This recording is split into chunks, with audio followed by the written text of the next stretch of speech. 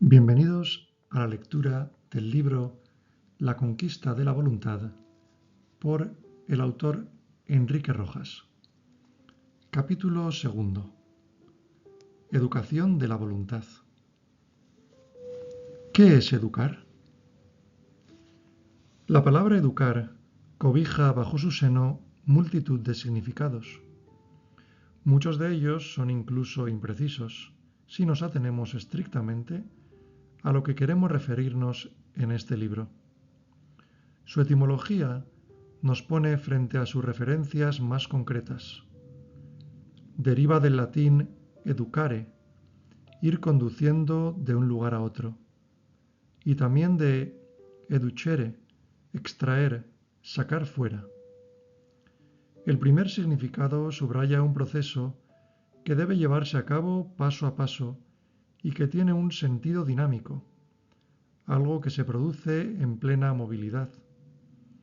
El segundo se refiere más a los resultados, pero contando con la habilidad del educador, que debe saber sacar el máximo provecho de esa persona, todo lo bueno y positivo que lleva dentro.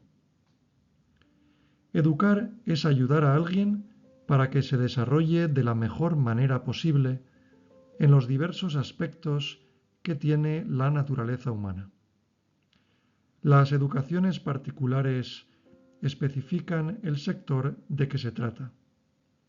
No es lo mismo la educación sentimental que la sexual, que la que se refiere a la esgrima, al inglés, al dominio de la voluntad o toda la concerniente al campo cívico. Educar significa comunicar conocimientos y promover actitudes. Conocimiento quiere decir que hay una transmisión de información inicial que nos sitúa frente al tema concreto. Eso es mucho y a la vez poco. Pensemos en la educación sexual. Uno no aprende a gobernar y a ser dueño de su sexualidad por el único hecho de conocer la anatomía, la fisiología y los demás mecanismos endocrinológicos de su organismo. Necesita, además, que esa información se acompañe de una orientación. Esa es la formación. Dar pautas de conducta adecuadas que nos digan y expliquen con claridad, por ejemplo, para qué sirve la sexualidad, qué se debe hacer con ella, y si es bueno decir que sí a cualquier estímulo sexual que aparezca ante nosotros. Educar es introducir en la realidad con amor y conocimiento. Es ayudar a alguien a que abra los ojos y enseñarle lo que tiene delante. Educar es enseñarle al hombre lo que es la vida. Dos palabras esenciales se desgajan de ese concepto. ¿Qué es el hombre, por una parte, y qué es la vida, por otra? A la primera de ellas quiero dedicar una mención aclaratoria. El hombre es un animal racional compuesto de cuerpo, alma y espíritu. En él hay una serie de ingredientes que lo califican y que son los siguientes. Es racional, puede utilizar los instrumentos de la razón, la lógica, el razonamiento, el juicio, etc., que le lleva a distinguirse singularmente del resto de los seres vivos. Por otra parte, tiene la facultad de la libertad, que nunca puede ser entendida de forma absoluta, sino relativa. Información y formación constituyen un binomio clave en toda educación. La primera abre la puerta y la segunda nos instala en el proceso educativo. Son dos etapas sucesivas y complementarias. No hay educación completa si falta alguna de ellas. Recibir información es acumular una serie de datos, observaciones y manifestaciones específicas. La formación va más allá. Ofrece unos criterios para regir el comportamiento, de acuerdo con una cierta orientación.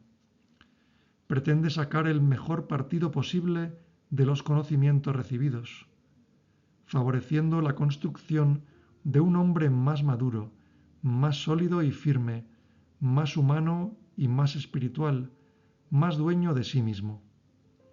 Se puede decir incluso que educar es hacer que alguien aprenda a vivir con alegría.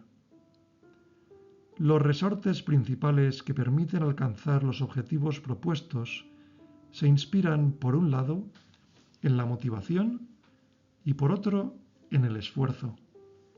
El uno mueve y el otro hace que a través de pequeñas luchas concretas, repetidas una y otra vez, se llegue a un entrenamiento en el autodominio, el control de la propia conducta y el ir sabiendo posponer lo inmediato.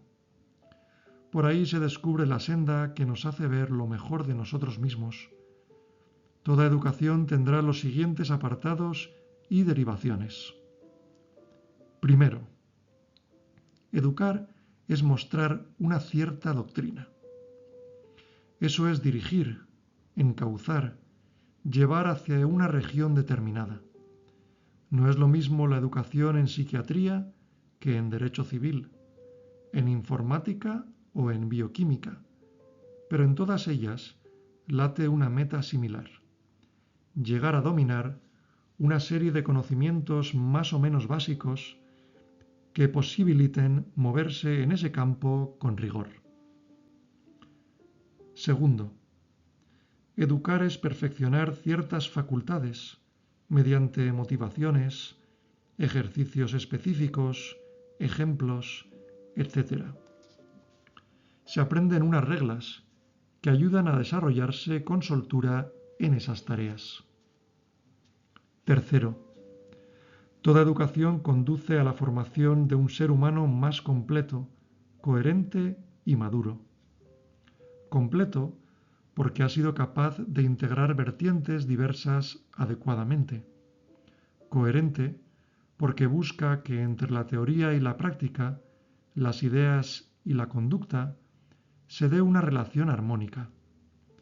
Y maduro porque de ese modo alcanzará un buen equilibrio personal entre los distintos componentes de su patrimonio psicológico: sensopercepción, memoria, pensamiento, inteligencia, conciencia, afectividad, etc., físico y social. En cualquiera de los idiomas tiene el mismo significado y aplicación. Cuarto, la mejor educación debe ayudar a la mejor formulación y desarrollo de nuestro proyecto personal.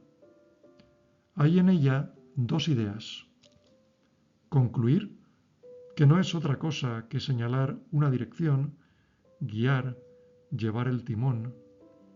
En los ejércitos profesionales que funcionan bien, el capitán, cuando avanzan en combate, no dice «adelante», sino «seguidme», con lo que da a entender que él va delante, abriendo camino.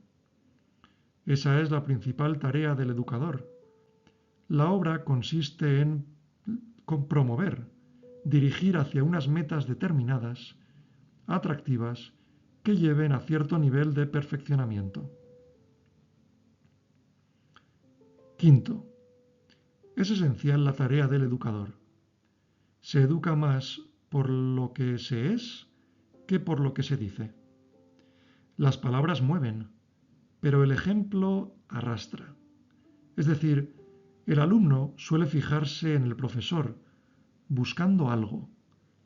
La exposición atractiva de otra vida incita a imitarla de alguna manera.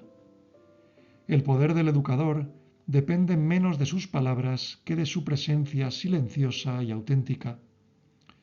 Puede haber muchos profesores y educadores que enseñen distintas materias y asignaturas, pero hay pocos que sean maestros.